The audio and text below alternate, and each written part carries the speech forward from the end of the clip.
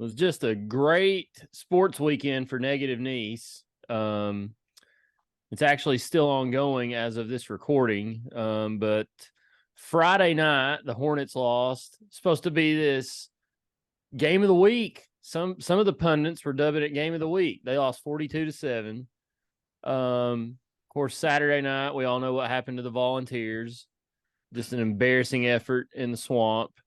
The Cubs have lost 4 in a row, including Friday night and Saturday night. And on Saturday night, they lost in 14 innings to the Diamondbacks. They're playing right now, and they're down 3-2 in the 6th inning as of this recording. So the only saving grace, Harbin, was the Titans won this afternoon over the San Diego Chargers. Saw a little overtime victory. Good little bounce back they needed to after a little abysmal performance against the Saints. So congrats to you Titans fans out there. And your Cowboys won. Cowboys are looking good. That defense is looking for real. And that's what we kind of need. You know, we've got a solid run game, great defense, and it's what you need to put around a guy like Dak. That way you don't have to do a whole lot for us to win. We're joined this week by special guest Griph, and he had a pretty lousy sports weekend too. I know your Braves are in the playoffs, but they've been hammered by the Marlins the last 2 days. What the heck? Yeah, I don't really know how to take that, but they threw a couple guys out of the bullpen today after they got way down. I'm not too sure they're not trying to rest them. Yeah, they probably are. Starters, but they're pitchers. I'm not too sure they're trying to rest some of those arms. But all in all, it was still abysmal. Yeah, they're when teams clinch divisions like that, they usually start trying to set things up for October. So I'm sure they're doing a little bit of that. But yeah, I'm actually a little surprised they haven't sat Olsen some or any of that. I mean, everybody else is still playing. Only reason he ain't playing is because he's got that little bang issue, but he'll be back. So obviously we all know what we're going to talk about on this week's show. The Vols went down to Gainesville this weekend with just an abysmal showing, especially in the late first quarter and pretty much the entire second quarter. But first, let's get Harb's take. Harb, you went down to Gainesville on Saturday. You drove down Saturday and then drove back last night. You're running on fumes, but you're here. So tell us about what was Gainesville like, your first time down there. You went in Ben Hill Griffin Stadium. So tell us about I don't care about your drive down, but what are your thoughts? What do you think about the Swamp, Gainesville, University of Florida? Just tell us what your day was like. So we didn't really we got around the stadium around 4:30. So like surrounding area. So we didn't really do a whole lot of exploring. Didn't really hit their strip, but it wasn't as bad as what I've heard, just to be 100% honest with you. Which, like I said, we only explored a very small area of it, but it wasn't bad. Weather was good. Ran into minimal douchebags pregame. That was good. There was only one that really stuck out. My buddy Richard and I, we were walking towards the stadium. There's a guy with a permed mullet rocking a Spurrier jersey. So I kind of saw it coming. But he's just a douchebag.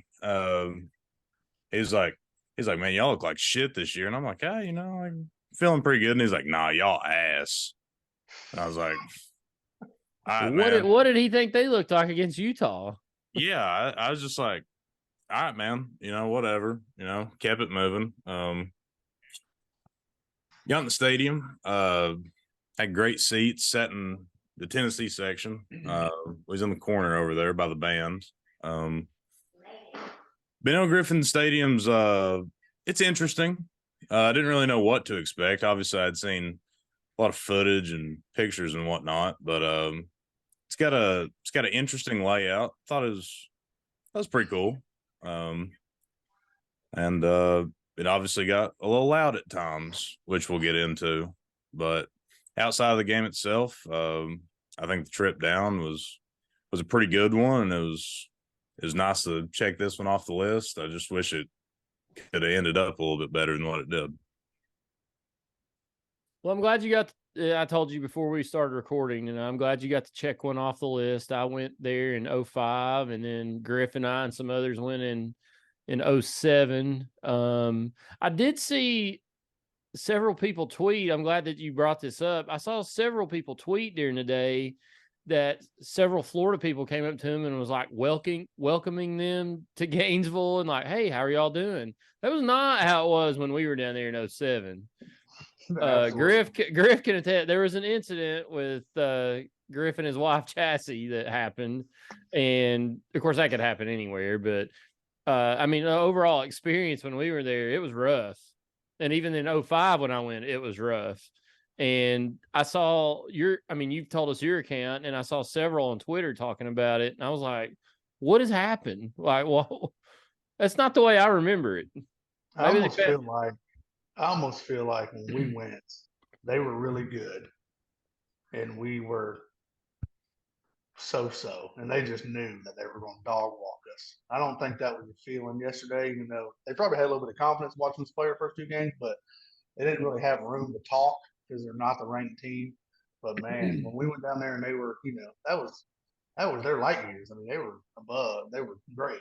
Yeah, that was the Tebow years. Yeah, they talked.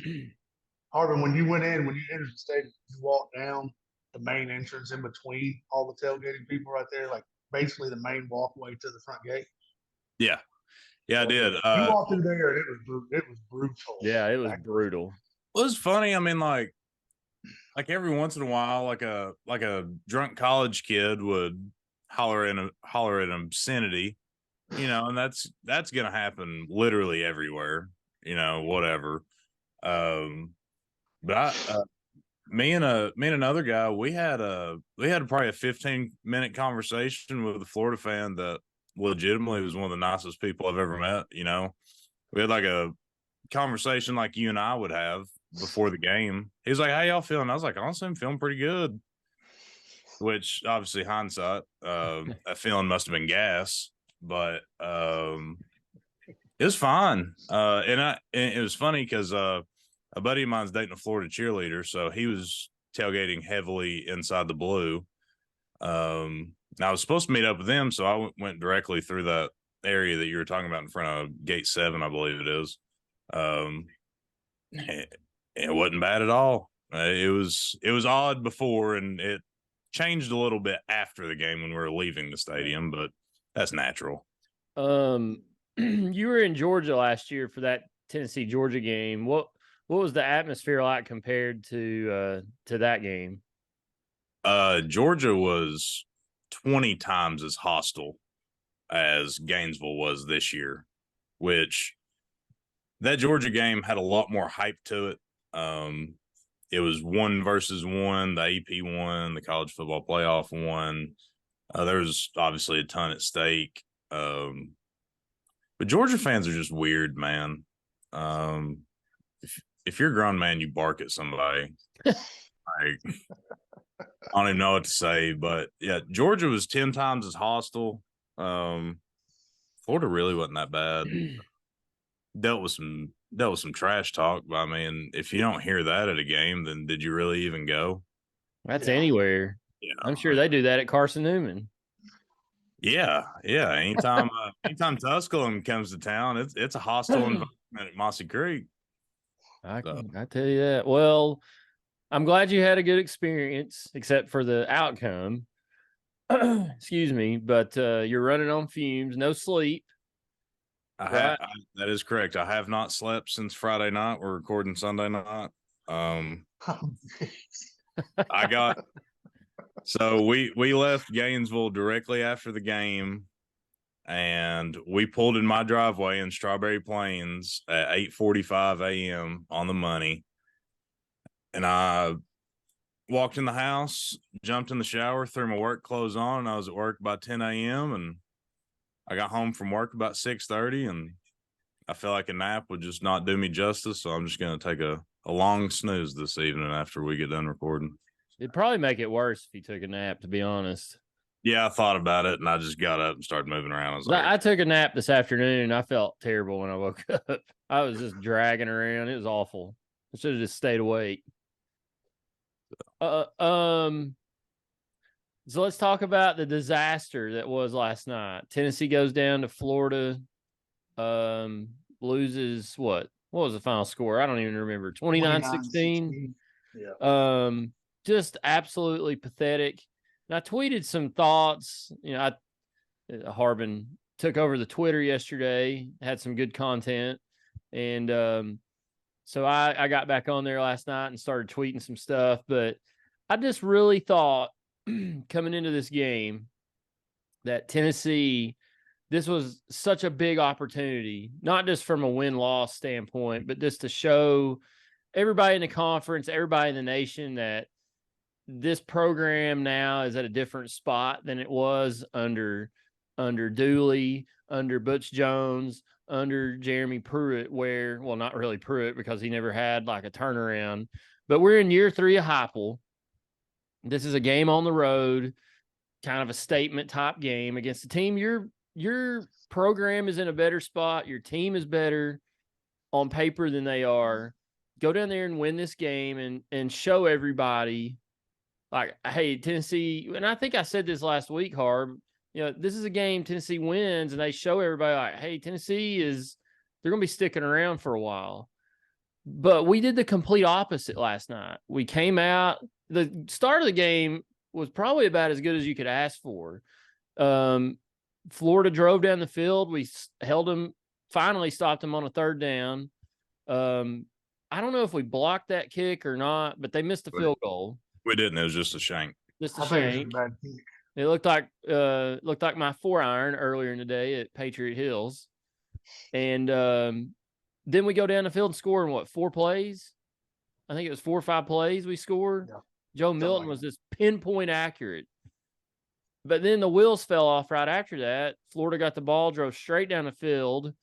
Tennessee got the ball. Tennessee it's like they just completely imploded after that. They couldn't snap the ball correctly. A lot of false start, a lot of pre-snap penalties. On defense, they were misaligned. They weren't, at different points, they weren't following people out of the backfield. They weren't even guarding guys. Couldn't tackle, lots of missed tackles. Offensive line, a lot of penalties, a lot of miscommunication. And then you go to the quarterback. I don't know what Joe Milton was doing at several different points in the game, but he completely fell apart in that second quarter. I think when I about lost my crap was when there was about 5 seconds on the game clock, and he walks up to the line of scrimmage with his hand out. You know that thing they do when they're like holding up and they're looking to the sideline to get another play. He looks to the sideline with 2 seconds on the play clock. Yeah, he has no idea. One or 2 seconds on the play clock. He has no idea that the play clock's running out. And I'm pretty sure Josh Heupel had no idea that the play clock was running out because he was just standing there. Nobody on Tennessee's roster or sideline had any clue that the play clock was running out. And that was kind of the epitome of that first and second quarter. I don't know what happened. I don't understand. Josh Heupel looked really – Harbin, you were there, so unless you go back and watch it, you probably can't see it, but Griph saw it. Josh Heupel looked weird last night. I don't know what it was, but they would zoom in on him, and he just didn't look himself. I don't know what happened. The whole thing was really weird to me, and I think the thing that's bothering me about the program and the coaching staff at this point, and I'm not saying they need to be fired or anything like that, but there's a disturbing trend happening with this program and this team. This is, I don't count Vandy. That's not a road game. This is 3 straight road games that we've gone on the road and literally we've shit ourselves. I mean, there's no other way to say it. Georgia last year, tons of false start penalties, a lot of mental errors, a lot of breakdowns. South Carolina last year, we all know what happened there. Same thing. Florida this year, same thing again. So I'll let you all go and kind of give your all's takes, but I'm really concerned about this football program right now because this is 3 straight road games that they've played like this. I know it's a different season from last year. The team's different. I don't know what happened last night. I don't know what they were doing all week long, but it's like they forgot how to play football in the second quarter. They couldn't snap the football. They literally could not snap the football to Joe Milton. And I don't know, Griff's probably going to talk about it. I don't know if that is that the quarterback? Is that inexperience on the offensive line? Is that freezing in a big moment? I just cannot believe that these guys, some of these guys have played in a lot of football games. Can't believe that they played like that last night. It just, I can take losing. Like if Florida just went out there and beat us and we went up and down and played our game and we just lost, it is what it is. But I feel like we crapped the bed last night and we forgot how to play football. And that's what's upsetting and really frustrating to me is how they just looked like they forgot the game. So I don't know. What do y'all think? Am I wrong on that, or like what's the deal here? Go ahead, Harb. Griph, I'm gonna let you go because I might get a little redneck and long-winded. So All right. you go right ahead. Yeah, I mean, I might say a few things that y'all or you or Nease or somebody's going to disagree with, but yeah, Nease summed it up pretty well with it just looked like we had no clue what was going on most of that game. And it starts with the head coach. Like you were there, so like you said, you probably didn't see it. Heupel looked like he did. I don't know.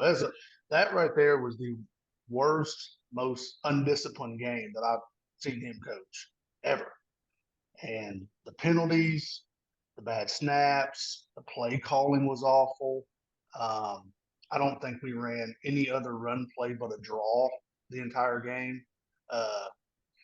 Not the play calling had me thinking the more the game went on that and I like Milton as a person, as a dude, as a leader off the field. On the field, this game made me realize that there's a reason why he's been a backup all the time. He doesn't have it up here. And it's very clear with the play calling that they think the same thing because he cannot go a play without looking to the sideline to see what he needs to do. There was many times in that game where I thought going back to Hendon Hooker, and I know Hendon Hooker was we got lucky with that one, but many times in that game where I thought Milton could have called his own play right there on a 4th and 1, on a 4th and short, him trying to keep it and run it, changing the play, whatever. After that first drive, when we got down, I don't know what happened to him. I mean, I feel like because you go back to the Clemson game, they're like, well, look how I did the Clemson game. Well, we led that game. I mean, from the start, it was total domination. This game right here, we had a good stop, then we had a good drive, and then they drove right down the field and scored. Then we went 3 and out, and then they did it again. And it was like when we get behind, I don't know, when Milton gets behind, he starts to press. And there's a few calls in that game that I'm thinking, what in the world are we doing? And then when it kept happening, I was texting Easton last night. I said, they have no trust in him. They have no trust in him to throw the ball. There's none whatsoever. And the one thing that really bugs me with Bill the most, the more that he keeps playing, the more you see it, is that he is terrified to run a football and to get hit.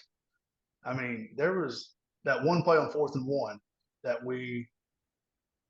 the ref kicked the ball.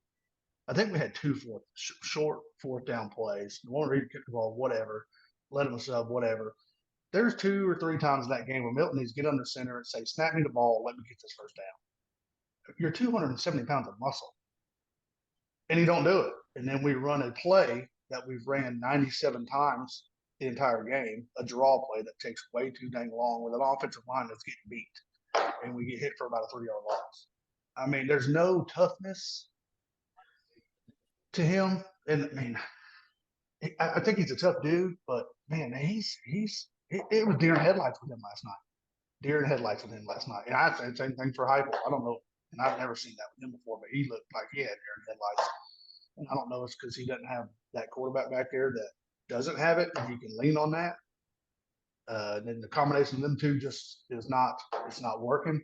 But he was deer in headlights, and the play calling last night proved it, that they don't trust him to do certain things that you would think he should be able to do.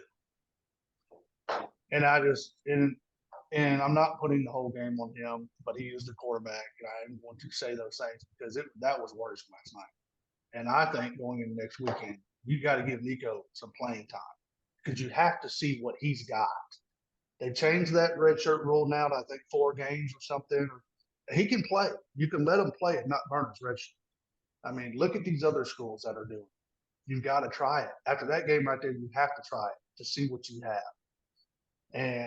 But to go back to the regular team, the whole team, the tackling was atrocious.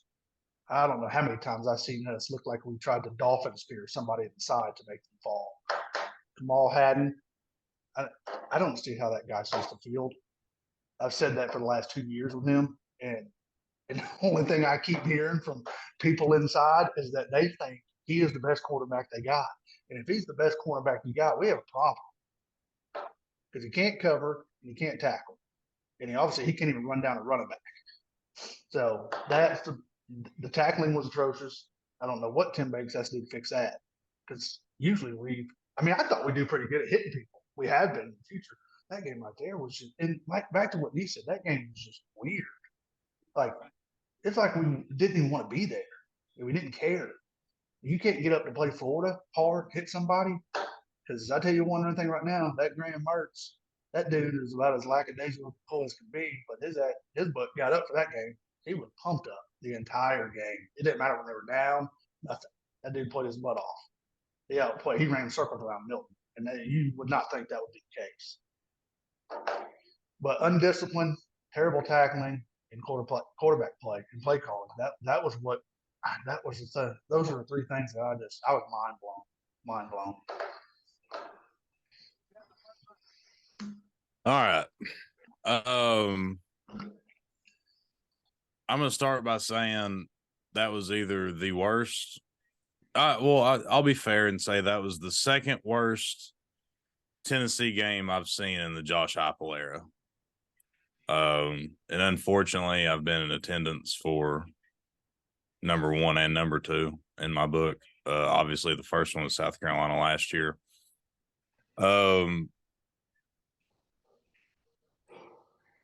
What shocked me was, and we talked about this last week, I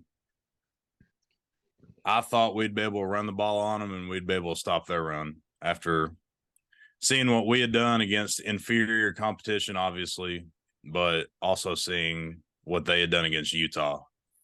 So the biggest takeaway for me was the reality check of our offensive and defensive line absolutely getting their ass kicked. And that's the only way you can put it.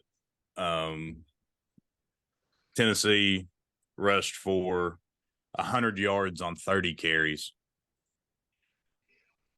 I mean, and I want to say like 80 of those came in the second half or maybe more. And then you look at Florida's rushing stats, 43 carries, 183 yards, and Trevor Etienne, 23 for 172. With an astronomical amount of missed tackles on him. Yeah, I mean, we made that kid look like Barry Sanders. Like, he played good. Give him credit. I mean, let's get that out. But Nease, like you said, the first 7 minutes of the game could not have went any better for us. Defense did let Mertz threw some great balls on that first drive on 3rd down. I think it was first drive, one of the best catches I've seen in a college game. Maybe a second drive, that little toe tap, San Antonio home style. But anyway, we finally get a stop and they miss field goal. And then, like you said, the offense looked great. Like it looked just like it did last year. Milton threw 2 beautiful deep balls. I believe the first one was to Thornton to get us in range, and then the touchdown, I believe, was to Keaton. Yes. The first one was to Squirrel White. Squirrel. Thank you. But our little, like, Tennessee's corner of the stadium was going nuts. And the air kind of got sucked out of Ben Hill Griffin there for a little while. But the real turning point, which I don't know if this play gets made, if anything's different, but momentum wise, it 100% was when ETN cut up the middle and Kamal Haddon just tried to lower his shoulder. I don't know what the hell he's doing. Maybe he's trying to make a highlight reel, a little hit stick action. Buddy, you're 165 pounds soaking wet. Do you really think you're going to knock an SEC running back off his feet? Like, what are we doing? He dolphin speared at his shoulder. That was what that thing looked like. He didn't even get his balance off. Like, so obviously he breaks that one to the house. Place goes nuts. But then they missed the extra point, or we block it, I believe. Blocked it. A little bit of momentum. We go 3 and out. They go down the field. Or they don't go down the field next possession, but obviously second quarter rolls around, and I mean, it literally felt like I accidentally looked at one of my buddy that I was sitting with, and I said Pruitt instead of Heupel on complete accident. And that's exactly what this game felt like. I was embarrassed that I said it, but I was also like, damn, like I've kind of got good reason to say it. Apple coach scared Saturday night. And that is the most troubling thing, in my opinion. You go down to Florida, and I still believe it. We're a better team. I really do believe that. I think we got more talent. I thought we had better coaching. Level-headed, I think we have the better coach, but we went down to Florida with a very good chance of finally ending this streak, and we let damn Sunbelt Billy out-coach, and not just by a little bit. He absolutely dog-walked Josh Heupel last night. And never in a million years would I have thought that. And Tim Banks also, I mean, the defense was atrocious. For whatever reason, that little wide receiver motion right before they ran the ball, we had no answer for it. It was like we'd never seen it before. But yeah, as a whole in the first half, the thing that pissed me off the most was it just looked like the effort level was minimal. And like you said, Nease, I can handle getting beat. You know, obviously, like over the last 15 years, we've seen it a lot. Like we've had some bad years. I can handle losses and be just fine. But when it feels like the effort level amongst the staff and the players is just not that high, especially in a rivalry game of this magnitude and what it means to this university and football program, it pisses me off, just to be honest with you. I mean, it's concerning, but just up front, flat foremost, it pisses me off. And the fact that you have to get down, what was it, 17 at halftime? Is that where we were down? We were down 26-10 at halftime, or no, 26-7 at halftime. Down 19. And it felt like the effort level went up a little bit, but hell, if you got to be down 19 in a rivalry game to start acting like you want it, you don't deserve to be there. And here's another thing. This fan base is so damn stupid sometimes. Every fan base, Harb. It is everyone. But obviously this is the one that I deal with the most because I'm a part of it. And hell, I'm stupid sometimes. I mean, not everybody's going to be intelligent 100% of the time. But if you watch that game And the number one thing that you're talking about is how Joe Milton sucks. You just don't know what the hell you're talking about. I mean, the offensive line got their ass whooped. We had no run game. The front seven looked lost. The secondary played atrocious. And the first thing you want to talk about is a guy that went 20 of 34 for 287 and 2 touchdowns. That's what you want to talk about is why we lost. I mean, if you want to attack the play calling for all the bubbles and the draws and the swing passes on 3rd and 1,000,000 after the false starts and holdings, that's fine. But I mean, don't attack the guy that had pretty much the lone bright spot on the team.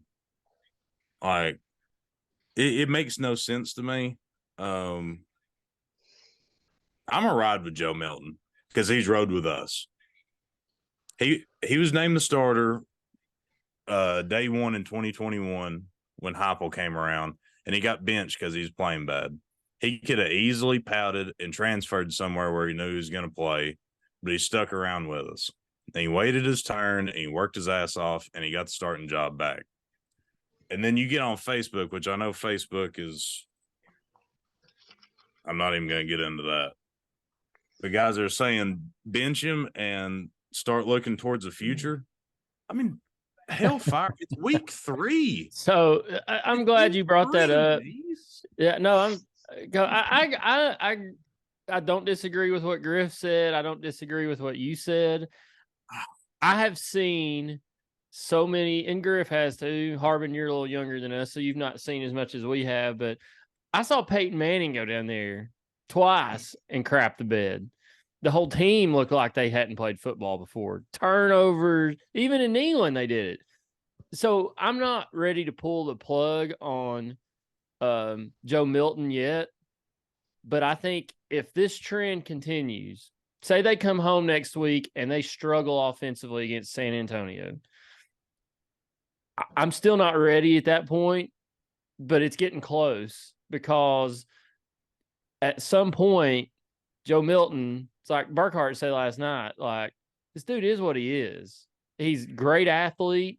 He's got a rocket arm, but there's something between the ears that's not allowing him to do what he needs to do at a high at this level. And it's not that it's something that's just happened. It happened at Michigan. It's happened here. That being said, you look at his numbers, they're not bad. And you got to look at the context of his numbers. He's throwing a lot of bubble screens, a lot of short stuff, but he did throw some great passes last night. The bombs down the field were dimes. He threw at least 5 or 6 dimes that were bombs. But it comes back to, like Griph said, this coach, and we said it last night. Griph was at another house, but we said it at the house we were at. This coaching staff don't trust him. It is so obvious. They do not want him throwing the football over the middle of the football field. They just don't, because the play calling does not reflect. This play calling right now is 1,000% different than it was last year. They're not doing anything similar. Last year, tell me what would have happened last year if we would have got the ball with 2 minutes left before halftime with a chance to drive down there and get some points. We're trying to score. We would have been trying to score. I'm not saying they weren't last night, but it didn't look like it. No, they were not. They were running time, calling time out. Running draw play, running time, calling time out, take it to the hat. And I know he did have his stats do look good, and he did throw well. And everybody said, well, look what he did. Look what they did. I don't know why they need to open up the playbook for him. Look what he did that last drive. He did that on the last drive. The Florida defense was playing back press coverage. They're not even on. They're playing pre-miss. They're letting him dink and dunk those passes. He probably had 100 to 125 yards of gimme throws. It's just the game play calling when we're needing to drive, needing to get points like we did last year was nowhere near the same. And the running, I do agree with you on the running was atrocious. But when you run 95% of draw plays every time, we don't have – last year we ran we ran sweeps, we ran end arounds, we ran jet sweeps. We had people going in motion. None of that was seen yesterday. It was literally a draw play 95% of the time. And if you're going to run that all the time, of course they're going to stop you, especially when you have a third string center in there who can't snap the damn ball. It's just the play calling. I mean, and I'm like you, I'm agreeing with you on this. I'm not putting it all on Bill, but he is a quarterback and he's going to take blame because you can just tell he's not comfortable running an offense. But I will put that on Heupel because the play calling showed that, and the play calling is the reason why we didn't move the ball like we usually do. Well, here's the thing. You like we could talk about this coaching staff not trusting Milton with the ball. But if we're trotting him out there to be the starter, what's that say about their trust level in Nico right now? And all I hear is Nico this, Nico that. That means they don't trust him either. That means whatever they're seeing is not great in practice. And everybody wants to talk about last year. I miss Hooker. I miss Hyatt. I miss Tillman. You all know who I miss? I miss Darnell Wright, Jerome Carvin, and Alex Golish. That's who I miss. Yeah, that was the biggest difference last night. We don't have dogs on the ends. We don't have a dog in the middle, evidently. No, you're right, Harbin. And one thing that I was thinking about this afternoon, and I hadn't had any chance to do any research on it, but I think something that bothered me last night, you're talking about dogs, not necessarily mentioning, that anybody was a dog or not, but the offensive line bothered me. That was something we talked about before the season started on here. Was my big concern with this team was offensive line and quarterback. And so far, quarterback's been okay. Against Virginia, Milton looked pretty good. Last week, he was iffy at different points. And then against Florida, we have already talked about that. Offensive line hasn't really been brought up at all until last night. And Cooper Mays didn't play for whatever reason. We were told all week that he was, quote, expected to play. He was in pads, went through warmups, for some reason didn't play. Don't know why. Haven't heard anything. And this coaching staff's really bad about, they're kind of like Belichick and Saban. They won't, and I guess a lot of coaches are like that. They just don't talk about injuries. Apparently, Danico Slaughter was hurt all week. Nothing was ever said about it. He didn't play last night. But the offensive line, they got pushed around last night. The defensive line did too. Let's not coat that over. Florida won in the trenches, like you said, Harbin. But my concern is we don't seem to have somebody that can back up Cooper Mays at center. And it concerns me, not necessarily from a recruiting standpoint on Heupel, because he's had to do a lot of work to fill in this roster. That idiot Vols picks always says that Heupel was left with all this talent, and he was left with some talent, Jalen Hyatt, Cedric Tillman. Those were Pruitt guys. Don't get me wrong, but there was a lot of kids left this program after that 2020 fiasco. And this was the year that if it showed up, it was going to show up because there's gaps in recruiting with scholarships, and there's a gap here where guys are leaving, and you're going to have to start playing some younger guys that don't have a lot of experience. And there's not many guys that are juniors or seniors that were in the program that you can turn to. And I think that kind of is showing up right now with our offensive line. And again, it's one game, so I don't want to freak out over it. I have more concerns with the program as a whole after going on the road last night. But I am concerned the center position last night on the offensive line really struggled between Ollie Lane and Dane Davis. And how do you not have somebody that can come in there and play center? You cannot. If Cooper Mays is literally your only legitimate somewhat or person that can go out there and actually be halfway decent, then that's a big issue. Well, I had read earlier in fall camp when he originally got hurt, he was supposed to be out 2 to 4 weeks, which apparently he had hernia surgery, so that can be a little tricky. But he was supposed to be out 2 to 4 weeks. But they had talked about Gerald Mincy was moving from left tackle to right tackle, and he hadn't really played a whole lot. That's another one that hurt yesterday. But Yeah, I mean, don't but know if y'all heard. they didn't play him at all yesterday, and now we know why, because Now he we know why. got caught with some weed or something on Cumberland Avenue in near downtown Knoxville. But I don't know. The offensive line is something to watch over the next few weeks, because I don't know when I don't know if they'll bring, I don't know why you would bring Cooper Mays back next week against a non-conference opponent that you should beat without him. If he's ready to go, he's got to play. I mean, I don't disagree. I just don't think they will. Well, if they don't, then that's a bad move. If he's ready to go, he needs to go. Because That's you got the to thing work on things in a game like that before you get to South Carolina, who just gave Georgia a run for their money. Yeah, I don't disagree at all. I just thought that was the offensive line, and I think too the defensive line last night didn't play well at all.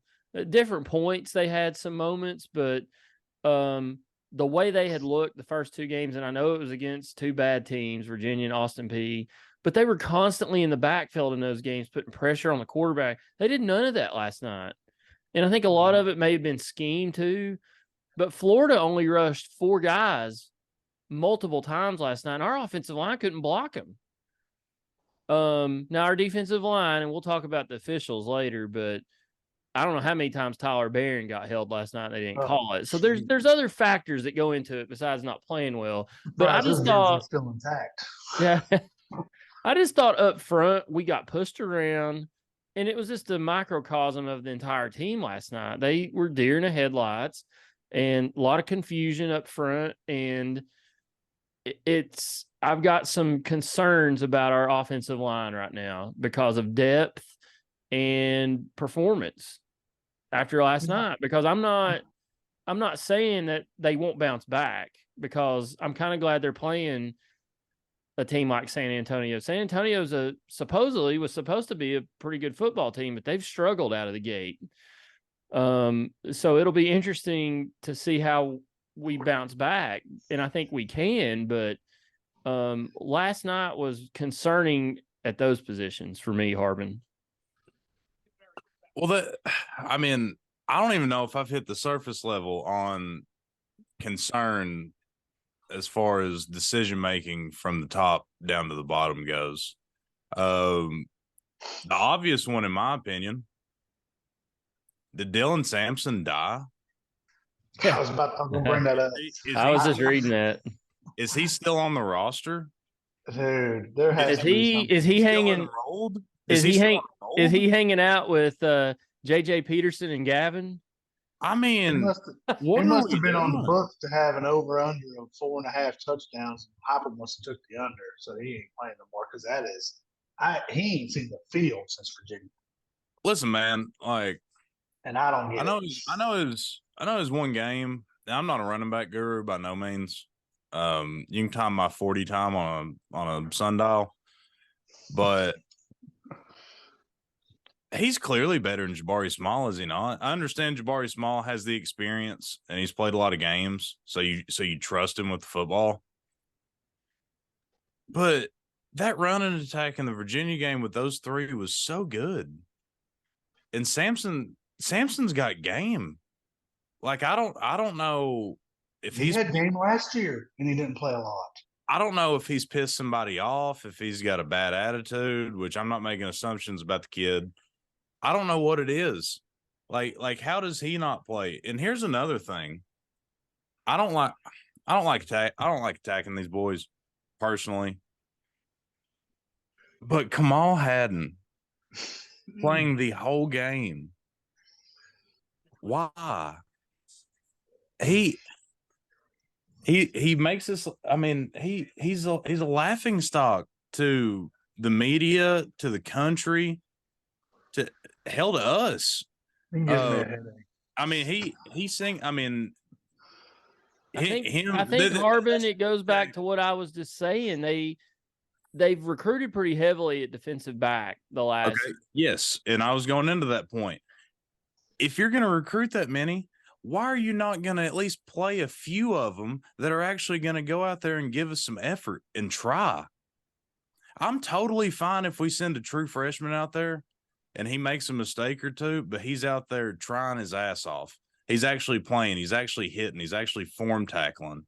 Like, he's actually out there showing some effort. Kamal Hadden looks lost out there. And it's almost like he's trying to make the highlight reel when somebody gets close to him. Like, just wrap somebody up, dog.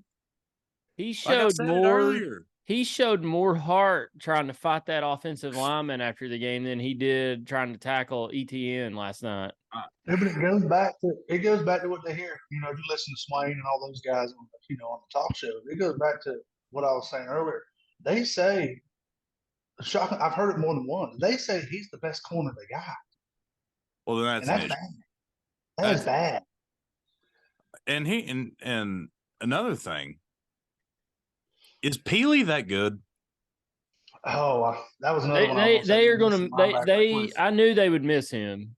Yeah, I mean, obviously it was a blow for sure, but we're playing two true freshmen. Just intangibly wise, is he that much of a leader out there? Which he is for him, and it's going to be great when we get him back. But there was at different points, Herring and Carter looked lost on the field. Yes. God, like Aaron Beasley played decent. Yeah, he was okay. He didn't. He was okay at best. Yeah, okay. Yeah, as far as linebacker play, that's about it. Looking at the stats and being there, the only one that you could kind of say had a good game was Bryson Eason. 4 tackles, 1.5 tackles for loss. He had a sack. I don't know. It was. I'm going to go back to our. I don't get it. Go back to the defensive line part, because this is going to be. I'm going to put some of their troubles on that linebacking core, because there were many times last night that I thought the D line had decent pressure, closed certain gaps that Herring and Carter, missed the holes that they were supposed to go in, and that's where the running back would hit. There was 2 or 3 times that Carter went in one time and then kicked back towards a closed gap, and that running back just hit the hole. I mean, it was they were lost at trying to fill those gaps on their run schemes. I mean, those 2 guys were lost yesterday. It was brutal. That is probably my biggest concern going forward, because I just don't think Florida's that good up front on either side of the ball. That's the bad part. And I don't want to be a negaval or super pessimistic, but I mean, I feel like the biggest dummy this side of the Mississippi, because for the last 2 weeks I've been ranting and raving about how good our front 7 looked. I mean, hell, I was talking about how big and fast and strong. I was too. Because they were. And then we went out there and we look like damn Union County trying to line up with Maryville. I mean, it's in Florida, like they're not that good in the grand scheme of things when it comes to looking ahead at our schedule. I know. You look ahead, like South Carolina's offensive line don't look good. Granted, I didn't get to watch a single play of that game against Georgia. I'm assuming they looked pretty good in the first half. They looked really good on their first drive of the game, and then they scored. Griph, correct me if I'm wrong. They scored right before halftime, right? And then that was it. They didn't score the rest. They didn't do anything the rest of the game. Yeah, Georgia missed a field goal before halftime. Yes, I think. But Spencer Rattler was 16 of 18 in the first half, I think is what he was. Yeah. I mean,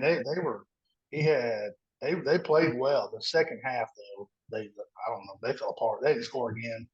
And they didn't move the ball. They hardly moved the football. I watched more of the second half than I did the first half, and Spencer Rattler was running for his life in the second half. And this goes back to what I was kind of ranting about earlier. I think we have one dog on the roster. You could maybe say Peely, but I haven't seen enough. Obviously, it felt like we missed him dearly, but I think Brew McCoy is the only dog we got, truthfully. I kind of liked what he said after the game, which, I mean, it's all talk until we see some results. But I'm paraphrasing here because I don't have the quote in front of me. But he said, he was like, a loss like this has got to fire you up. He said, if it's don't light a fire under you, pretty much your wood ain't, or your wood's wet. Like, he's like, if we don't come back and use this as fuel, then we're toast, pretty much. And he said, I know it's gonna light a fire under me, and I'm gonna come back and I'm gonna be better, and I'm counting on the rest of the guys to do it. And you got to have guys like that. I mean, we've got to have guys get in guys' faces and be like, you need to step your shit up, or you don't need to be here. Yeah, and back to you saying he's probably our only dog, I would agree with that because he is. I mean, there's not very many times where he doesn't give it all he's got. But I mean, even against Florida, there was a few blocks that he should have did that he just kind of was just lazy in the block. But that was only a couple times. He's a receiver, I get it, but he will lower the shoulder to try to knock somebody out. He will bully everybody that tries to tackle him. So I agree with that. One thing I do want to ask too, going back to like the culture and what's kind of, because that game was so weird, but the players only meeting, that was a terrible effort coming out of a players only meeting game. The first game after a players only meeting. I didn't like that. And then after the game, I saw a clip of Beasley. Some reporter asked him, are you a little bit surprised at how undisciplined you guys were in that game? And his answer was no. That doesn't. Yeah, that struck me as in no. I don't know. I mean, I could be taking that one far, but that didn't seem like the right answer for that question to me. But I don't know. It was just weird. Yeah, it was all weird. I don't. Sorry, Harb. I'll let you go and say. I don't know what I saw that too, Griph. I don't know what the context, like what was asked before that, what was asked after that. So it was kind of hard to say, but that was kind of weird that he said he wasn't surprised that they were playing in discipline. Chewing gum, and he was chewing gum during answering the questions. It was just I don't know. It was a bad look. I'll say this too, and then I'll let you go, Harb. Losing brings out a lot of the warts in your program, you might say. And that's what's happening last night and today. And I think as the week goes on, we'll somewhat get away from that. But this game coming up Saturday is very important to me because I think it will show a lot about this program if they come out and play well. I know it's San Antonio. They're not the worst. They're better than Virginia. They're better than Austin Peay, I think. Or at least they're supposed to be. They're 1-2. They're 1-2 right now, and they've lost to Houston and Army. Well, that Army loss, their starting quarterback didn't play, and he may not play. Frank Harris may not play this Saturday. We don't know yet. I was just trying to read about it a few minutes ago, and I mean, it doesn't say anything about this weekend. It just says he was out and he's been dealing with a knee injury. I didn't realize this. He supposedly almost retired in the offseason because he's had some knee and leg problems. But anyway, I just feel like Tennessee needs to come out and play well this Saturday and shake all this off. And I think that would go a long way. This season's not over. Let's just take a breath here and take a step back. Are we going to win the East now? Probably not. Maybe. Georgia doesn't look like they're overly dominant. I think Florida's got a few losses in their basket coming up. But are we going to win the East? It's not likely at this point. So I think right now you still have goals in front of you. You still have a solid season, a 10-9 win season, but they can't let the game last night carry on for the next 2 or 3 weeks, because after San Antonio, we got South Carolina coming to town. And Tennessee's going to have to play well against South Carolina if they're going to win. South Carolina went down to Georgia, like Griph said, and gave them all they wanted. And I know they didn't look great in the second half. Georgia had a lot to do with that. Georgia didn't look outstanding. South Carolina had a lot to do with that. But South Carolina's, even though their offense didn't look in the second half, their defense, Georgia didn't score that much. They only beat them by what did they beat them by? 10. I mean, it was single digits, wasn't it? They won 24-14. Okay. So, but I'm saying is I think we'll learn a lot about this program this weekend. If they come out and play, if they're out of sorts, if they're sluggish coming out of the gate, there is some major concerns going on. I'm not saying for the future, because this team just may not be good. We may just be in a gap year until next year. I don't know. I thought we had enough talent on this roster that it wouldn't be like that. But I think this Saturday, a lot of people probably don't think it is. I mean, we're 17-point favorites, but I think this Saturday is a big game for this program to come back and shake off the way they played Saturday and to show themselves, hey, we're better than what we're playing. And if they go out and do it, I'll feel a lot better about going into that South Carolina game. I feel very uneasy right now because of the last 2 weeks, the way we've played. It's I have some concerns, Harbin. I know you were wanting to say something. No, I mean, I agree with you. And rolling off of what you just said, we can't let this snowball. Can't let this define the season. Like I said, it's week 3. And I mean, it hurts like hell. Don't get me wrong. Like, we thought we had a great chance of finally beating Florida on the road, and we essentially pissed down our leg. I mean, it hurts. But last I checked, we play games until late November. Like, we are in the smack dab middle of September. And like you said, we need to come out there. I know it's UTSA. The crowd's probably not going to be as rocking as it should, or as it would be if we'd have played a little bit better yesterday. Like you said, we're 17-point favorites, and I think just for confidence and just to get the ball rolling, headed into kind of the heart of our schedule, you got to cover. Like, you've got to win by, in my opinion, I think you need to beat them by 20. Like, 3 touchdowns is probably the goal.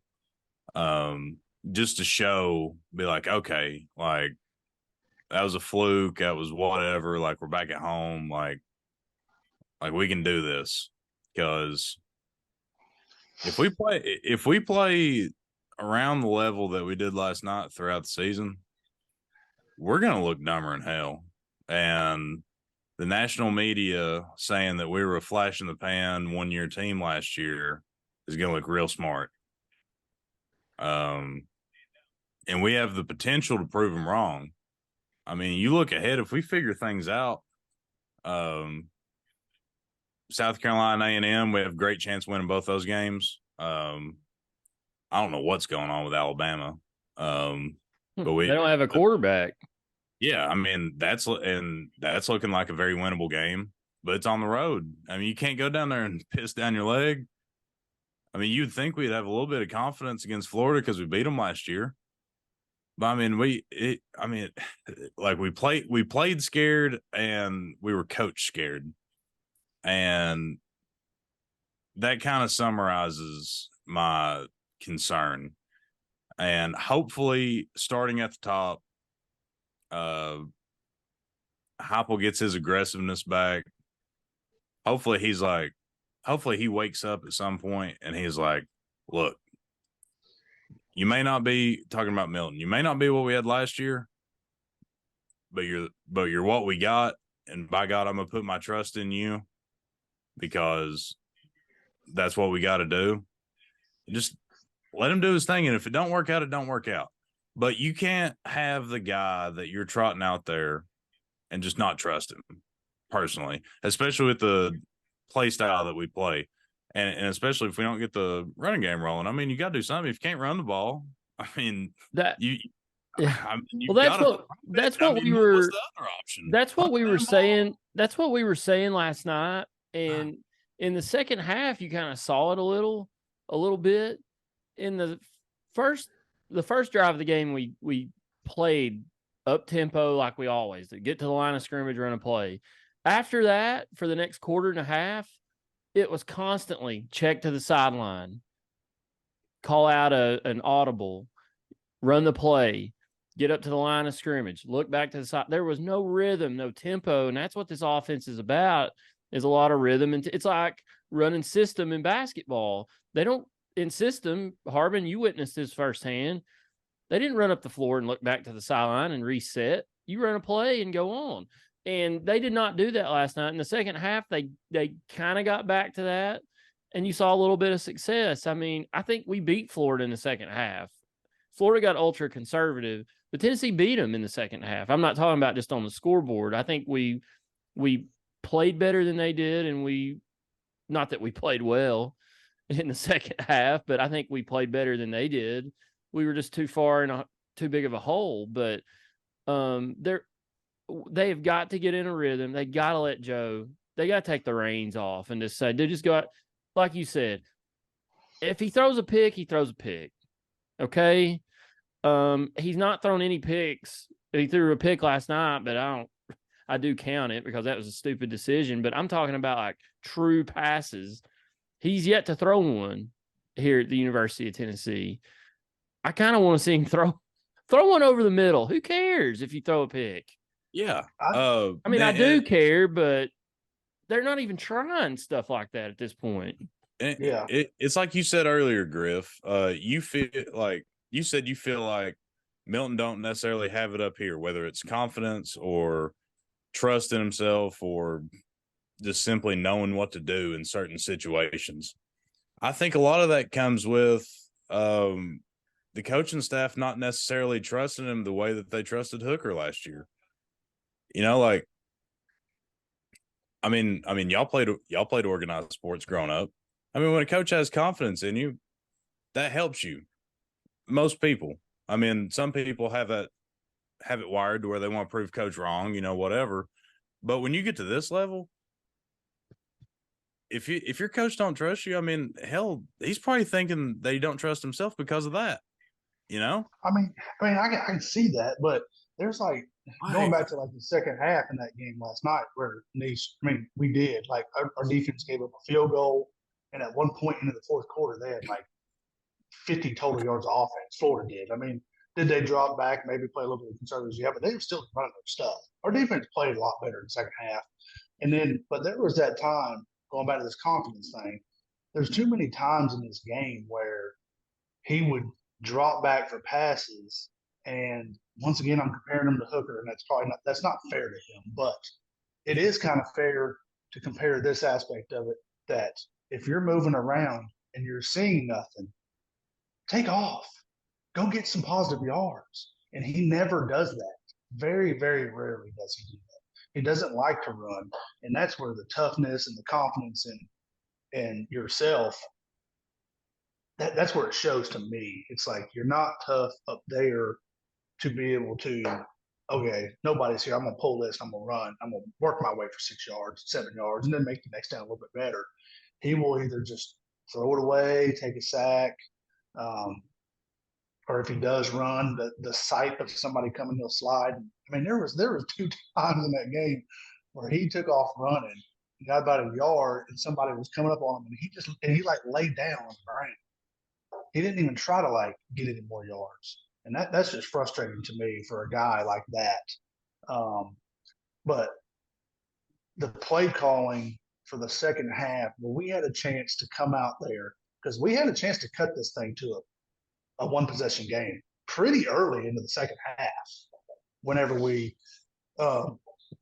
had 2 fourth down tries, that the one was a short one that I thought he should have got under center and got the 1 yard. All you have to do is push yourself for a yard.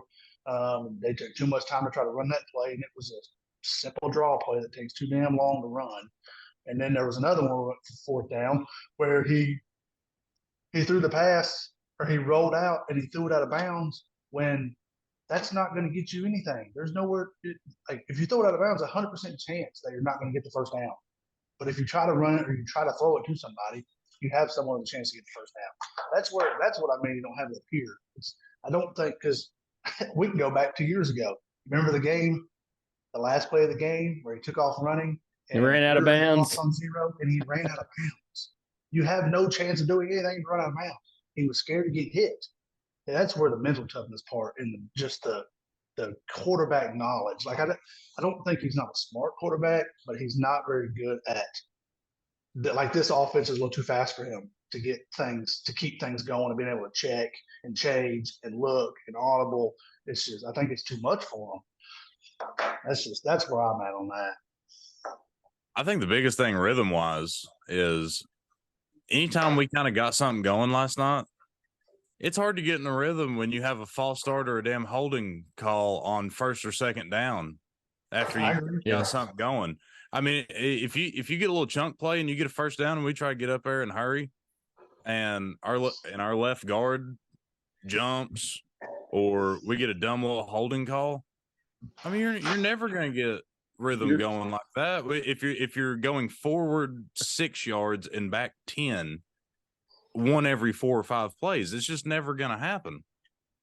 You're right, Harb, and that brings me to my next point. I'm kind of transitioning here.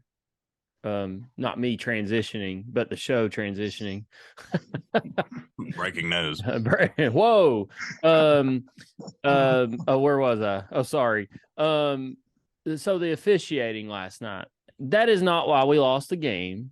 And I've seen Florida fans that I know that get on there. I wish for once that Tennessee fans would just admit they lost. I'm not saying that the officiating cost us that game.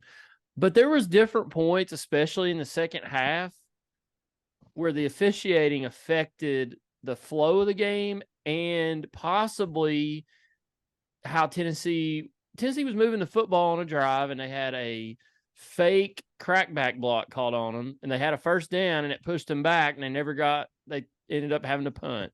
There were several holding calls, several holds, clear as day on TV that weren't called.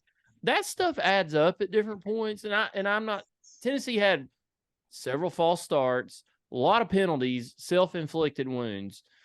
But there was the officiating last night. How many times were our receivers held? They were open and for either a big play or a score, and literally their jersey was being pulled. No flag. Tyler Barron got held 3 different times, no flag. The crackback block was atrocious. I don't know. The officiating was all, and again, I said this last week because we talked about officiating last week. I'm not one to complain about officials. I know these guys got a hard job and it's tough, but they sucked last night. There's no other way to say it. They absolutely sucked. And it seemed to only go one way. And I'm not trying to be biased here. There was nothing on the broadcast, if you go back and watch it, that said Florida got screwed on some no calls. They did not. It was all Tennessee. They did not. And I mean, and back to that, like, there's the officiating of that game. You're 100% correct. That is no way. They looked like they were deer in the headlights. Yeah, but when the head official, especially. Yeah, the announcers 3 or 4 or 5 times during that game said, "Why is there a flag? That's not a flag." Even their on-camera referee was like, "Yeah, I don't know. That is not a flag. I don't know why they do the flag." You had Barron held 3 times. You had the fake crack block. You had Thornton getting draped over like a robe on that one deep pass that they didn't throw. You had Ramel Keaton's jersey being tugged back like a dog leash on the one in the corner of the end zone. And then you had, golly, what was I don't know, there's another one, but Brew was being held on yes. his one. Yes. I mean, and it ain't even us complaining about them. It was like, we're complaining about them, but the TV announcers are agreeing with us because they're seeing it. I mean, it was brutal. It ain't the reason we lost, but yeah, that was one of the worst. But one-sided I've ever seen. In the what if universe, like Marvel has the what if things. What if that crackback block's never called? Tennessee gets the first down. Do they go down and score? I mean, we don't know. Yeah. They may not. They may not. Hey, what about the referee? If the referee don't kick that ball, if the referee don't kick that ball and let them substitute 2 fresh guys in, we get that first down because we're trying to run hurry. I mean, you never know what could happen. The pass interference on And freaking Ramil Kingdom toward the end. why were we not ready to snap the football right after that when they put the ball back down? We were. He was standing over. He was standing over. Okay, I missed Yeah, it. and then I when he was took so off, frantic. Are you referring to the fourth down play? Yeah. Yeah, that We were was trying to hurry. We were trying to hurry because they were gassed. yeah, that was was gassed. odd. Obviously, didn't hear any of the commentary, and I have not went back and watched the game, and I heavily doubt that I will. Well, the But referee, the on-camera referee, will tell you exactly that they did that wrong. They should never have let Florida substitute 2 guys in on that play. right, yeah, we weren't subbing, and then they stepped in and let sub. Yeah. And what They kills should me, have replaced the football and played on. You got out of the There's way. no Yeah. substitutions there. and then even after all that, we still run that dumbass draw up the middle and lose 2 yards. Yeah, it was. I know. Another one, and this maybe wasn't a huge play in the game, but it burnt my ass so bad. I wonder if it's one. I hope it's the one that burnt my ass. Let's see. It's when we scored when we I think it was after we threw it to Brew, the second touchdown, and we had a 2-point conversion. Yes. Now, like I said, no TV broadcast, no nothing, just pure in the moment live reaction. We're lined up on the left hash. Florida calls a timeout. Okay. We have 3 more minutes to either draw up something new or drive home what we're going to do. What do we do after it was called the first time? Let's go ahead and call it 5 minutes of real time. We start on the left hash. Joe rolls completely to the right. Nobody is even close to being open. And he just runs straight out of bounds.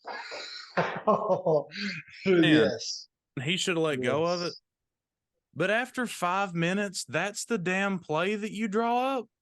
Yeah. I mean, he's open, and you leave your quarterback nowhere to go except for trying to force it in somewhere or try to run to the pylon where he's obviously going to get pushed out. It goes back to the theme. They did not trust him last night, and they didn't take the chains off of him. You have to trust him. I agree. I know. I agree with it. They just don't have to. Yeah, that's a major issue.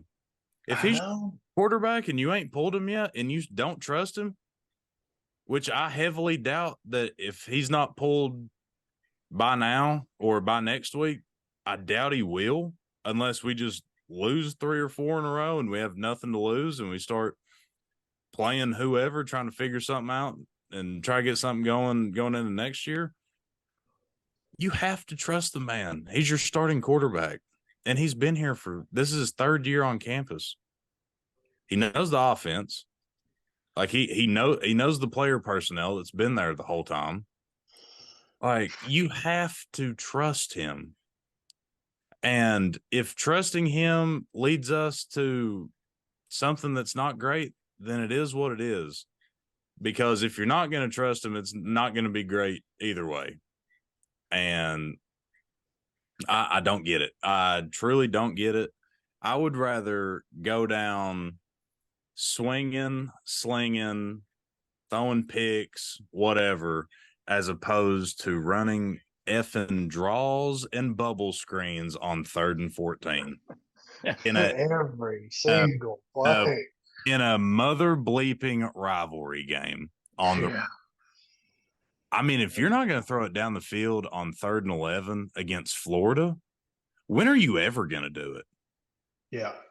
I mean, I like my head wants to explode thinking about it. If you're going to be that conservative in a freaking rivalry game, what are we doing? Like, we might as well, like, that makes me not want to, which obviously I'm going to go to more games, but that makes me not even want to invest money and go watch this damn team if we're going to be that conservative and that scared, especially in a rivalry game. it's bullshit in my opinion. Yeah, I mean, and that game right there, I'm not one of the ones who was saying that during the game, like you've got to put Nico out there, you got to take him out, put Nico out there. No, you do not put that. Was not the game that you put Nico out to play. You had to let Milton play that game, even though it's as bad as it was going. It is what it is, and I'm not calling for Milton's head to not be the quarterback, but I do think next week you have got to work Nico in next weekend with some meaningful snaps, meaningful drives to see what he's got. Not even if it's for now, but what you have for the future. Because I don't know if you've been watching, there's a lot of QBs or a lot of schools with some QB issues right now. And Alabama is one of them that has a huge one. And their third string guy came out there and played better than the other two. I mean, you don't know it until you put them out there and play somewhat meaningful snaps. That's my only thing. And if it don't work out, it don't work out. You don't play them no more in your red shirts. But you got to give him a shot. This game right here, he has to play some meaningful snaps to see what he has. You never know. Could be lightning in a bottle. Well, in my opinion, hopefully we go out there and come out with a fire under our rear end, and we blitz him enough in the first half where he can play the whole second half. And if he plays good, fine. If he plays bad, whatever. I mean, we've got enough breathing room to where it don't matter. That's kind of how I'm looking at it. Perfect storm. Perfect storm, yes. Yeah, I mean, that's ideal. I mean, my biggest thing is what I want to see is the guys that you believe you're going to ride with the rest of the season, like this day going forward, you want them to go out there and you want them to execute to the best of their abilities against the inferior competition. Obviously, UTSA is not necessarily a slouch, but we're obviously head and shoulders better than them. Which to be head and shoulders better than we got to play better than we did last week. That goes. And I'm going back to what, like you said, they need to trust Milton. That's another thing in this game right here. Milton, you need to call the plays like your offense normally calls the plays. They don't work out, but you can't keep doing what you're doing. Florida, because I thought Austin Peay, maybe they're being a little bit vanilla. Florida's not going to be this way. Well, it was the exact same way. So you've got to go back to what you do. And if it works, awesome. And if it don't work, well, then you see it. But you can't keep playing like you did against Florida. That's not going to work. It comes back to it, too. They got to run the football better than they did. I mean, not that they were horrible running the football last night, but I think they will if they run different. We were horrible running the football. They weren't good enough last night. We were horrible running the football. Let's just call it like it is. We got 100 yards even, and I don't remember the exact stats, but I will say this: you said Brew was our dog. Jalen Wright's a dog. Jalen Wright's a dog. I give him that. Yeah, no, he's solid. But it kind of goes back to this decision making and play call. Like if you get 4 yards with him on the first play, and then you go hurry up and you run him again, and you get 6 yards. So move the chains, get up there, first down, and then you hurry up and you run him right up the gut. I mean, that's the same play 3 times in a row, and you lose 2, and all of a sudden it's 2nd and 12. Why we run the same play 3 times in a row with a running back that's probably gassed? I mean, gassed because he ran it 2 plays in a row. But I mean, that's kind of expecting a lot. I mean, you would think out of one out of those 3, maybe do a little play action bubble if you don't want to throw it down the field. Like make them think you're going to pound it down the throat and then go outside and then maybe go back to it next play. Like there's no point in getting 11 yards in 2 plays and then next thing you know it's 2nd and 12 because you want to run it up the middle again and they know it's coming. Yeah. Like that's another thing that we never really discussed earlier that kind of made me scratch my head a little bit. But going back to UTSA, I think the biggest thing for this is like you need to come out, you need to care, like you need to treat this like it's a big game. But on top of that, this needs to be a confidence game for your ones, especially your quarterback. Open up the playbook, because this and the UConn game are pretty much the only two games outside of Vanderbilt, but that's last game of the season. It's pretty much the only two games you got left to where you can kind of do things that you might not do in certain times against SEC opponents, and it not really cost you as much as it would. So, like, kind of let him go out there and kind of do some things that you may not have done in the first three games. And if it works, it's confidence booster. If not, take it off the table. I mean, it's as simple as that, in my opinion. But yeah, let him go out there, let him eat, let's get up big, and then throw in another quarterback and let him get some meaningful reps. I think that's what this game's all about. Griph, what are you, besides Nico playing a little bit, what are you looking forward to about the game versus the Roadrunners this Saturday? I mean, somewhat the same. I'm on the same page as Harb here. You got to open the playbook up because we haven't done it in 3 games, and we're not used to that. That's not his offense.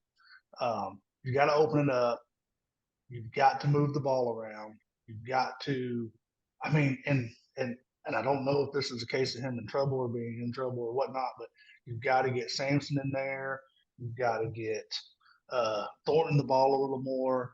And maybe they're not trying to get open enough. I don't know. Maybe they're not playing hard enough. That's why they're not getting it.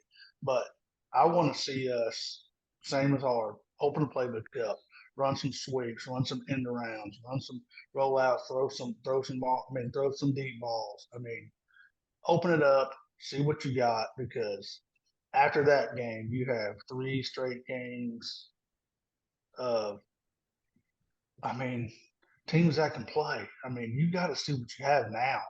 Figured we'd have done that in the first 2 games and didn't quite work out the way I thought it was going to. So this is a big one. I'm like you, Nice. This is a huge game for the season.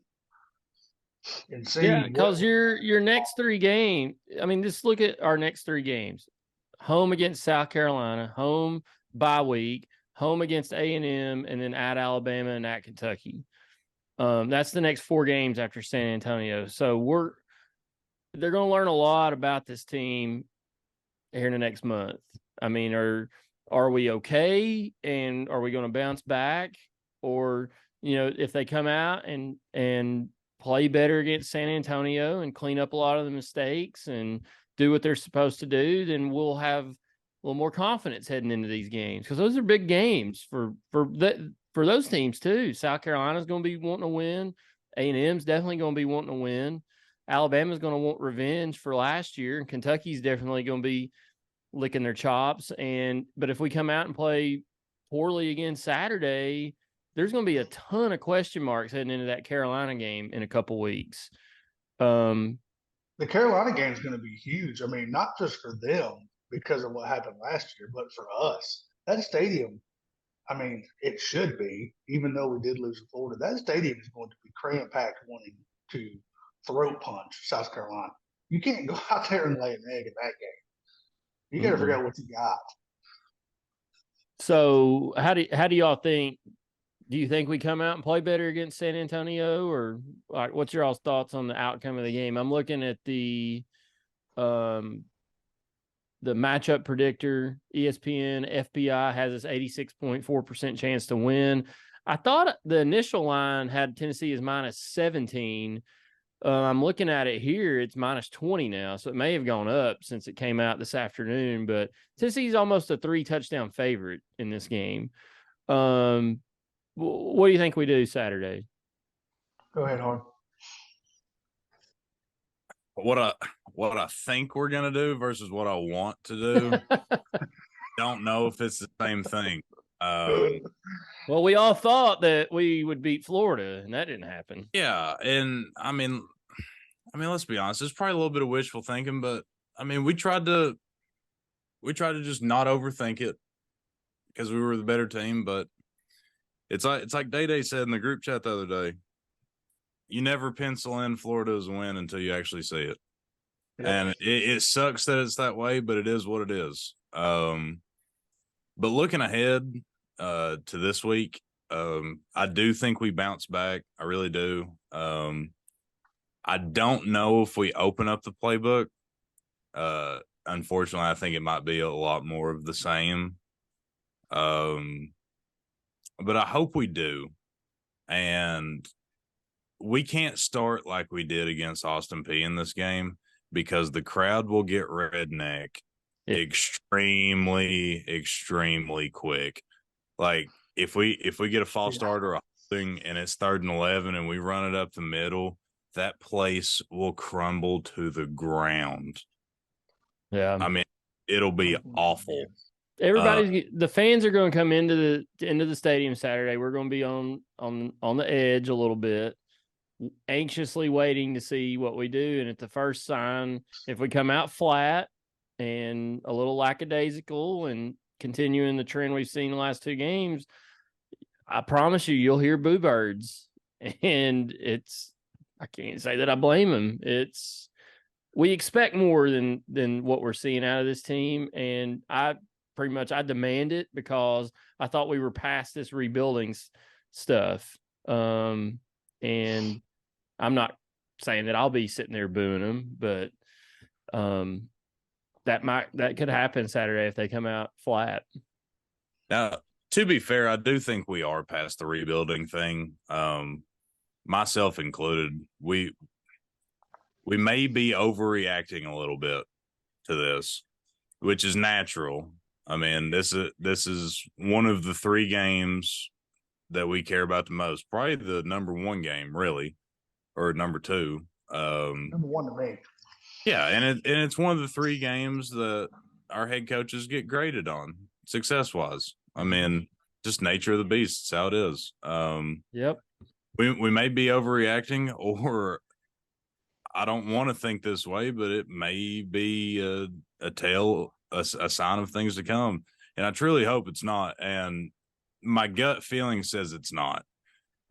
Surely to God, we have enough talent and on the roster and surely got enough brain in the coaching staff to not come out flat going into the biggest stretch of the season.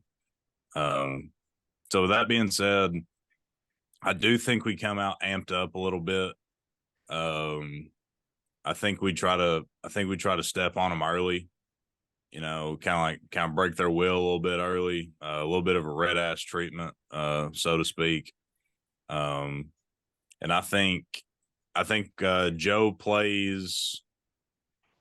I think Joe plays into probably halfway through the 3rd quarter, and then after that, I think for the last quarter and a half, I think we see a healthy bit of Nico, and maybe one more quarterback. I don't know. I don't know what their plans are.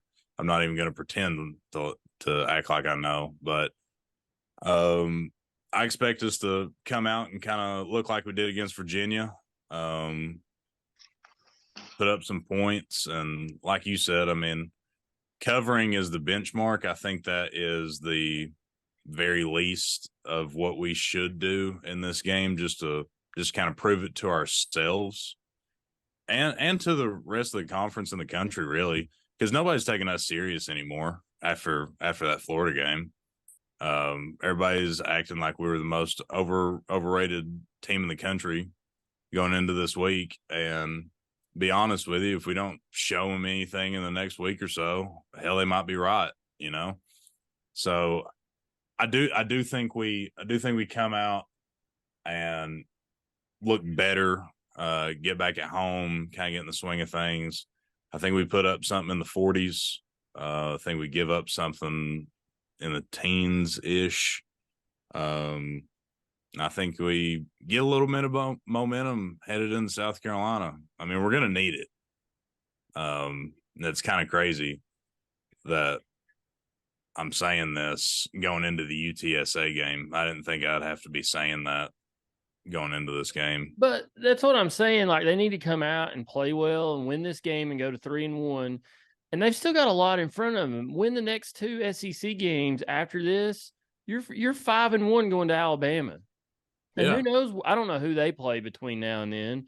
But, I mean, Ole Miss on Saturday. Yeah, I mean, they got Ole Miss Saturday. They could very well have 2 losses by the time we play them. because they struggled with South Florida Saturday.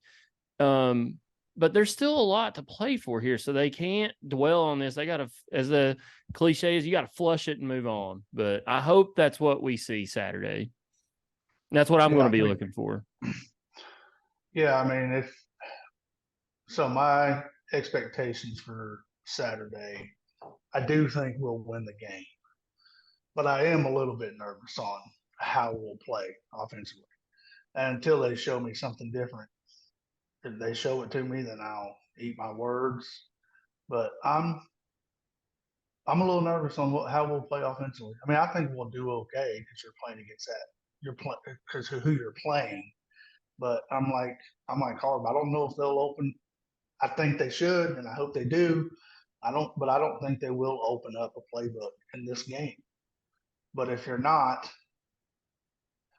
I sure hope that you do whenever maybe you do it more for the big game, because we just can't keep running this type of offense out there right now. But no, I mean, we'll win I think we'll win the game.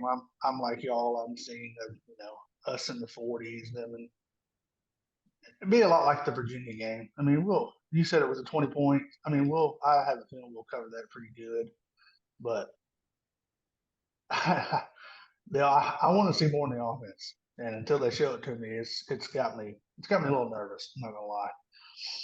Well, on top of that, I just want to see some damn form tackling. All that. Yes. I don't want to see who showed up last night. That's what I don't want to see.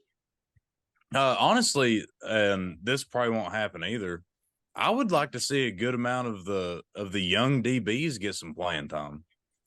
I think that's kind of like this game. Like everybody wants to kind of see like what we got quarterback wise going into the future. I want to see what we got DB wise, because that is kind of where we put a heavy emphasis on recruiting in the last 2 cycles. Like if that's one of your main emphasis, like I want to see what we got, and I want them to get some on-field reps and kind of let them do their thing and get their feet wet. And hopefully if they get their feet wet now, like if we need them in a big game, like a Bama game or a Kentucky game or a South Carolina A&M, like one of those games, like that they're not completely wet behind the ears, So Yeah. I would like to see that. I'm not extremely confident that we will, but I would like to see that. And I don't know, like when y'all said you don't think he'll play because it's UTSA, but I think you got to play Cooper if he's able to play. He's got to get out there and get some, take some hits, give some hits, work on the exchange with Milton. I don't want him to have to, if he's good to go. I don't think you keep him out because you're like, sit out another week until we have a big game. I think he needs to get his feet wet. He ain't played this year. He needs to get his feet wet. You need Mincy to stay off the grass and have him out there. You need to have that line. You need to have the line that you're going to have going forward play some in this game, because they need to get that knowledge of each other, what's going on, and how it's going to feel throughout the year. Because I don't want to see Cooper, if he's good to go, I don't want him to keep him out, and then it's his first game is starting against South Carolina when we've had this turmoil going through with offensive line for the last 3 games. He needs to get in there. They need to get fixed. This is where you got to fix things. You got to figure out what you have and fix them. And speaking on the Cooper Mays thing, like you said, Nease, he was expected to play all week for the Florida game. Then all of a sudden he didn't play. If it was his decision to sit out, I don't want to be too hard on him, but that seems soft in my opinion. Like I'm gonna say this on that. Enough to I go, don't think it was his decision because and it was your decision not to play. I think that's a little weak, and I think it's a little soft. Now, on the inverse, if it was the coach's decision to not let him play, how can you have one of your veteran offensive linemen, knowing that we don't really have another center on the roster like we saw? How do you let that happen if he is even 60 to 70% of what he normally is? Like just having him out there in that experience, as opposed to Ollie Lane and the other kid. Either way, the decision making on that and everything else that we've talked about for over an hour still makes sense. If it was Cooper's decision, I think it's soft, and the coach's decision, I don't know what you're thinking, because our center situation outside of him is pretty damn abysmal. Yeah, I don't know if the one thing that got me was like we've all heard, he was supposed to be cleared to play, and then it was a game time decision that he was not going to play. Well, my whole understanding, if you're going to be a game time decision to not play, don't usually the players on the sidelines, they don't normally have their pads, jerseys, and helmets on during a game. Cooper Mays was suited up over there. So if he's not playing, so that's what makes me think it was a coach's decision, not his, because he had his pads, jersey, and his helmet on at one point, and he never rolled out there. So I mean, and maybe they just wanted to sit him out one more. I don't know, but it just was weird how he was cleared to play, and then last minute he's not, and then you see him over there on the sidelines the whole game. And it wasn't even like at one point. I've seen him numerous times throughout the whole game. He's dressed to a T to go out there on the field. If you're not going to play, I don't know why you're dressed like that, but I don't know. Maybe that's just me. Maybe I'm just looking too much into it, but it was a little off. Well, we'll definitely see this Saturday. Big game for the Vols, big game for the program. Sellout, I think I read, so it should be packed house hopefully at Neyland. 4:00 kickoff. Don't know what time the tailgate will start yet, but I assume it'll probably be around 11, 12 o'clock. So if you're in the area, come on by. Harbin, I wanted to so on this Spotify that we switched to, we're posting the podcast now. You can leave a question, and I was alerted last week that somebody had left us a couple questions, so I'll read them to you. They're both from Blake Talley. So his first question is Vols related, and quickly answer these. He wants to know who has the better running back room. Was it Kamara, Hurd? He says TK Jr. I think he means John Kelly Jr. Or the current group that we have now. What do y'all think? I think talent-wise, it's definitely Kamara, Hurd, and John Kelly. If you put them in this system, that would be scary hours, because Josh Heupel would obviously know to have Alvin Kamara on the field, in my opinion. So yeah. So yeah, talent-wise, it's definitely the former. I agree. His next question, this is directed more toward Harbin. He wants to know who wins in a golf match, Harb or himself, with 5.5 strokes spotted per 9. What do you think, Harbin? This is easy. 5.5? That's what he says. You want me to answer this? 5.5 per 9, so 11 strokes total. Do I get to answer this for you? Sorry, yeah. Do I get to use all of my clubs? I'm not answering this because I've never seen Blake Talley play golf. I don't know anything about him. I can only imagine what it's like. But I'll answer it. Listen, I love Blake Talley. He's a good kid. He's a good guy. Good. But it's only catching 5.5 side. I'm leaving my woods out of my bag, and I'm only taking the odd number irons. And you're still winning by 15 plus. I'm covering the 12. Absolutely. Like, it just is what it is. Game a little bit, but let's be humble real quick, okay? Put it this way. Kingston started playing golf 2 months ago.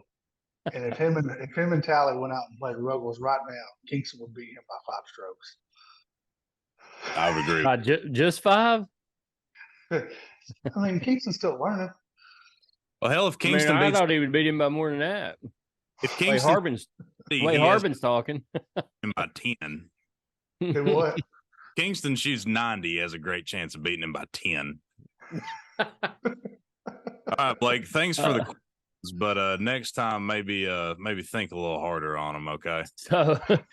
So if you want to leave us a question, you got to do it on the Spotify app. So get on the Spotify app, And when you open up the podcast, you scroll down and it should have a place for you to leave a question or comment. So I'll do a better job. I can actually publish them, so it should show up on those episodes. So I'll do a better job. It was my bad because I'm not used to this. But if you leave a comment next week or a question, we'll look at it and we'll read it on the air. So make sure to do that. If you have, I don't care what it is, we'll read it. Just keep it nice. Nothing too out there. So quickly, let's do hater and loser of the week. Who wants to go? Did you put the poll up from last week? I did not, so I apologize. Hellfire. I don't even remember who the haters and losers were. I think I said the officiating crew. Yeah, the officiating crew. Brett had Nick Saban. That's right. And I had the U.S. men's national basketball team. Maybe I did put it up. Let me look. I think you did. And by the way, the Patriots just got a first down on a fourth down by a big man lateraling the football. Yes, they did. I just unbelievable.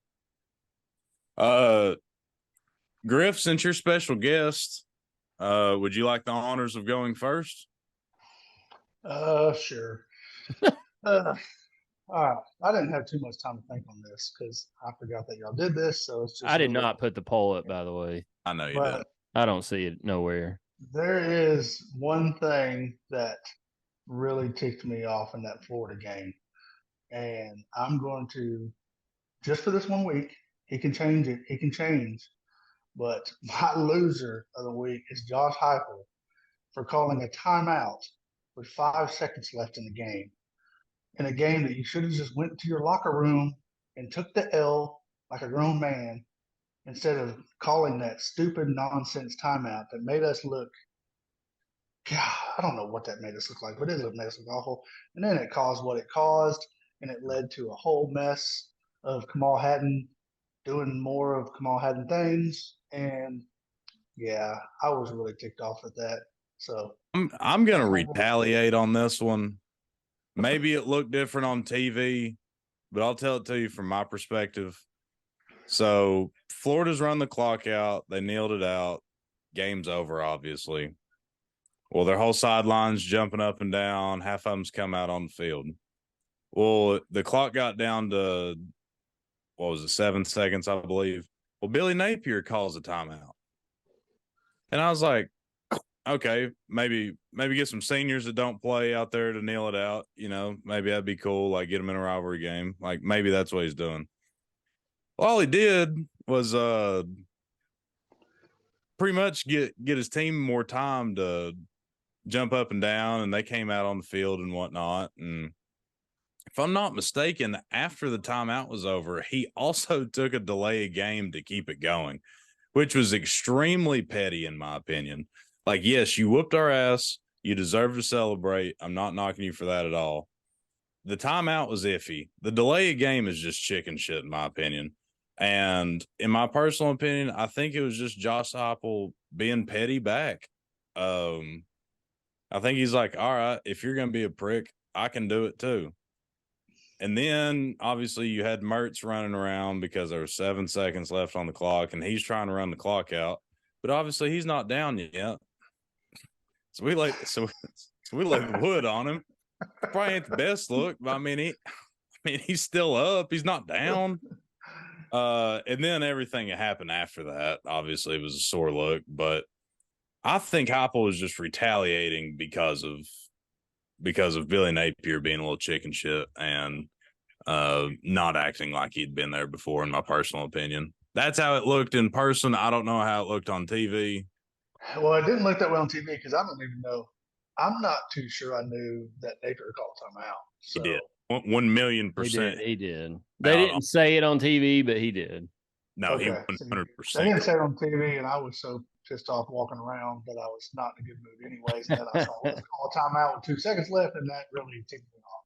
I thought the game was over after they threw all the flags and everything, and I got in my truck, and Kessling's on the radio talking about them lining up for a play, and they're going to take a shot at the end zone. I was like, what is going on? Well, they explained it, and then we took a knee, but Harbin, who's your hater and loser of the week? Man, obviously this week's no different. There's always a lot of good candidates. There's a lot of, as we like to say, the haters and losers are abundant, of which there are many. They're plentiful. Yes, and I'm going to use this game. This might be pandering because it was most watched game this past week, and you could pick either head coach personally from this game, but I know where you're going. I'm going to go with Jay Norville as my hater and loser of the week. Here's my thing. Is Colorado that good? Maybe, maybe not. I don't know. Shedeur Sanders looks really good. I will give him that. But I mean, the teams they've played are not that great. But the thing that's killing me is they keep talking smack before the game and they keep getting blown out after it. I mean, you're trying to talk shit to a top 5 best trash talker of all time. Like Jay Norville, if you didn't hear, I forgot what day it was this week, but he was pretty much pissed off that Dion always wears a hat and sunglasses when he's at a press conference or literally anywhere. And what he said was, I was raised to take my hat and sunglasses off when speaking to adults. And it's like, what are you doing? Like, I guess he hates Richard Petty then. Right, yeah. And Hank Williams Jr. Mm-hmm. However, Colorado State was 25-point underdogs, and that game went to double overtime, which I was keeping up with it on my phone, and I don't know the exact play, but Norville had a chance to go for 2 and kind of put an end to all this Deion Sanders stuff. God, I was hoping he would. And he didn't. I think he would have got a lot more respect if he'd have went for 2 and not got it, as opposed to them losing in double overtime. He had a chance. Like he called his shot earlier in the week. He talked his talk, and he had a chance to put his manhood on the line, and he went conservative, and it ended up costing him. Him doing that did pump it. I think it lit a spark in his team. That team played out of their minds, and they got shit on penalty wise. They did some stupid stuff, but Colorado got some calls in that game. Also, honorable mention, the crowd at Colorado's stadium for rushing the field after a double overtime win against a rival when you were a 25-point favorite. Yeah, I'm used to winning, and I'm totally fine with that. But let's at least pretend like we've been there a little bit. Like, you've got Oregon next week with your best player out, and you might get humbled. So have fun while it lasts. But just to summarize, Jay Norville's my hater and loser of the week, and it's not because of his comments. It's because he had a chance to have some balls and win it in regulation, and he chose to go to overtime, and they lost. So I was so hoping. God, I was hoping he was going to too. Yep. Yeah, I'm about sick of Deion Sanders. My hater and loser of the week is, I was going to go Harbin. I can't do it because I just nominated him, but Joe Biden, I was going to go with him because he decided he's the first president since 9/11 not to go to one of the sites of the attacks on the holiday, not holiday, bad word for it, on the day of the anniversary. There you go. Yeah. He was in Alaska, and he made a big scene of, while he was there. He said that he was at Ground Zero the day after it. He was not. He was in the U.S. Capitol on the Senate floor talking about it. Just constant lies with this guy. But I'm not going to nominate him because it's too easy. My nominee this week is Hunter Grubb. Hunter, a good friend of mine, even though one time she invited me over to their house to hang out with her and Chad, and then she fell asleep about 20 minutes later. Sad. I have that. But Hunter was ripping on me for drinking Busch Light last night during the game.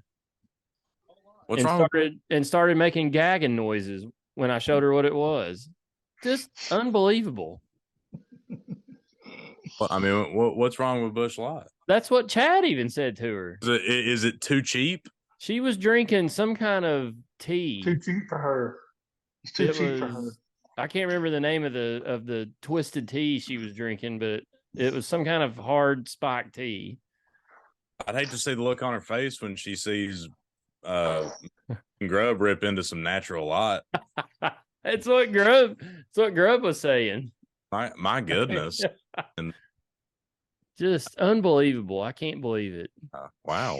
So I drank 2 Busch Lights and then I ripped into Natties, and she was ripping on those.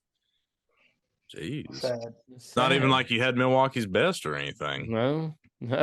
We'd have had some beef too. Golly, thank goodness you didn't have that. Yeah, God. Well, Hunter, like I said last week on the show, this is an accepting show.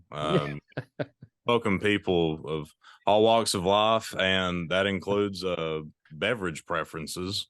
So if you're going to affiliate yourself with this show, you can't discriminate somebody based on what they drink. And she is a listener. I don't think Nease was making fun of Hunter for drinking teas, were you? I was not. Yeah. I actually like that stuff. That's not what we do around I like here. drinking a lot of things. Chocolate milk, iced tea, Dr. Pepper. What? Well, guys, let's wrap it up. This show, long show, but much needed. I think we got a lot of stuff off our chest. Hopefully the Vols rebound this upcoming Saturday against the Roadrunners in Neyland Stadium.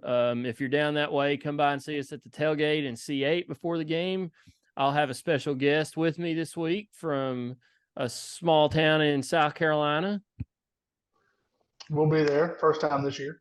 Griph and Chassis will be back. So come by and see us, and appreciate everybody listening. Remember, you can find us anywhere. And if you're on the Spotify app, leave us a question. If you're on Apple or Spotify, like and subscribe on YouTube as well. Like our podcast. Give us a good rating. Don't give us a bad rating. Just give us a good rating, even if we suck. But appreciate everybody listening. Griph, thanks for coming on. He threw up the deuces for those listening. It's for the younger crowd. Harbin, glad you made it back from Gainesville. Go when we'll get off here. Go night. Get you some rest. I'm going into hibernation. I'm on night shift tomorrow, so there you go. Shut eye time for Harb. Guys, we'll see you next week. We are out of time. We'll see you next week on the YY8 podcast.